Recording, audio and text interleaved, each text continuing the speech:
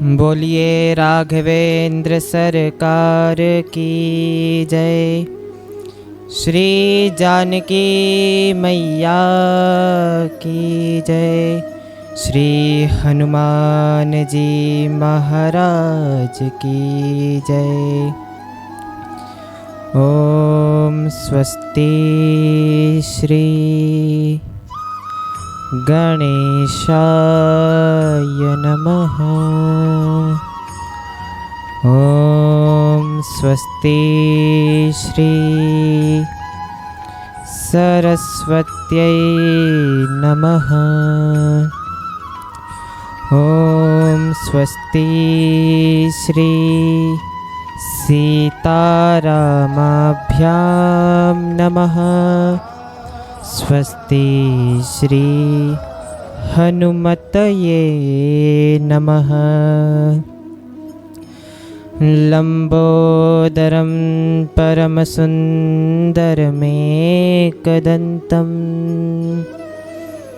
रक्तांबरं त्रिनयनं परमं पवित्रम् उद्याद्दिवाकरकरोज्ज्वलकायकान्तं विघ्नेश्वरं सकलविघ्नहरं नमामि। श्रीसीतानाथसमारम्भां श्रीरामानन्दार्यमध्यमाम् अस्मदाचार्यपर्यन्तां वन्दे गुरुपरम्पराम्। परम्परात्पर अखिलेश्वर अकारण करुणावरुणालय भक्तिवांछा श्री राघवेंद्र जी के श्री चरणों में सदास का सादर प्रणाम। परमाराध्य माता जानकी जी के श्री चरणों में दास का सादर प्रणाम। श्रीमद् भागवत कथा एवं श्री राम कथा के प्रमुख श्रोता श्री हनुमान जी महाराज के श्री चरणों में दास का सादर प्रणाम। परम पूज्य श्री सद्गुरुदेव भगवान के श्री चरणों में इस दास का सादर प्रणाम। आइए भक्तों, आज की पावन पुनीत कथा में प्रवेश करते हैं। भक्तों, आज की कथा में हम आपको श्रवण कराएंगे किस प्रकार भगवान शालिग्राम और माता तुलसी का विवाह हुआ और आखिर किस कारणवश श्री नारायण को श्राप मिला। भक्तों, एक बार की बात है, एक जलंधर नाम का दैत्य रहा करता था। अब भक्तों, आपको तो पता ही है कि जो दैत्य होता है महाराज, वह बड़ा ही दुराचारी होता है। जो जलंधर नाम का दैत्य था, उसकी एक पत्नी थी भक्तों, जिसका नाम वृंदा था। अब महाराज, वृंदा इतनी पतिव्रता नारी थी कि महाराज उस पतिव्रता धर्म के कारण उसके पति को कोई मार नहीं सकता। भक्तों, कहा जाता है कि पत्नी यदि पतिव्रता हो तो महाराज उसके पति को कोई मार नहीं सकता। उसी प्रकार महाराज वृंदा बड़ी ही पतिव्रता नारी थी, लेकिन उसका जो पति था जलंधर महाराज, वह बड़ा ही दुष्ट था। महाराज, त्रिपुरासुर जैसे राक्षस को मारने वाले भगवान शंकर भी उसको मार नहीं पाए। सभी देवता डर गए। सभी देवता महाराज विचार करके भगवान विष्णु के पास गए। भगवान विष्णु से कहा, हे प्रभु, हम आपको एक राक्षस के बारे में बताना चाहते हैं। और कहने लगे, एक कलप सुर देखी दुखारे, समर जलंधर सन सब हारे। एक बड़ा ही दैत्य है महाराज, जिसका नाम जलंधर है, लेकिन उसकी जो पत्नी है महाराज वृंदा, वह बड़ी ही पतिव्रता नारी है, तो जिसके कारण हम उस दैत्य को मार नहीं सकते। अब बताइए प्रभु, हम क्या करें।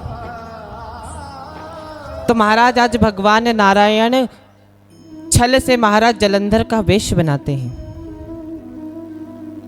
भक्तों, आपको बताएं, छल से मेरे नारायण ने उस जलंधर का वेश बनाया। और आज महाराज जैसे ही इधर जलंधर का वेश बनाकर वृंदा के पास गए तो भक्तों वृंदा का पतिव्रता धर्म नष्ट हो गया। और इधर सभी राक्षसों के साथ महाराज जो राक्षसों का अधिपति है जलंधर, उसको सभी देवताओं ने मार दिया। भक्तों, आपको बताएं कि जैसे ही वृंदा को पता चला कि मेरे साथ नारायण ने छल किया है, अच्छा मैं किसी और से अपेक्षा रखती तो ठीक था, लेकिन स्वयं नारायण ने मेरे साथ छल किया है। महाराज वृंदा को बड़ा क्रोध आया। आपको बताएं, वृंदा कहती है महाराज कि एक तो आपने मेरे साथ छल किया, ऊपर से आप पत्थर के समान खड़े हो।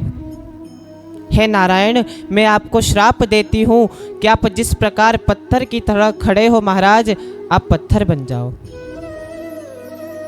क्योंकि महाराज जिस पतिव्रता नारी का धर्म यदि नष्ट होगा तो महाराज वह नारी क्या कर सकती है। महाराज वृंदा का धर्म नष्ट हुआ तो वृंदा ने भगवान को श्राप दिया। आज माता लक्ष्मी ने देखा कि मेरे स्वामी को श्राप मिला। माता लक्ष्मी स्वयं वृंदा के पास आई, कहा, हे देवी, आप मेरे स्वामी को इस श्राप से मुक्त कीजिए। आज वृंदा ने माता लक्ष्मी की प्रार्थना को सुना महाराज, तो भगवान को श्राप से मुक्त किया।